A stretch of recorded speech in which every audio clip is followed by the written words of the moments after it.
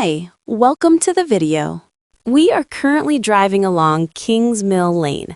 That should ring a bell with the majority of you watching, as this lane is where the Redhill Driving Test Center is located. And today's video will show how best to turn right into the test center. Firstly, remember you are not allowed into the test center unless it's for the purpose of your driving test, and only then please arrive no more than 10 minutes before the start time.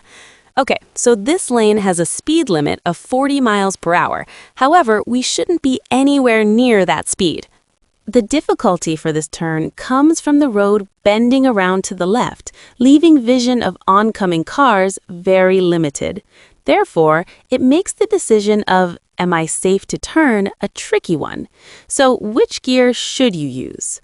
First or second are both fine, but if unsure, it's best to use first gear with some gas. And that's it for today's video. Thank you for watching. And remember, you can drive every road with skill watching these videos. Bye for now.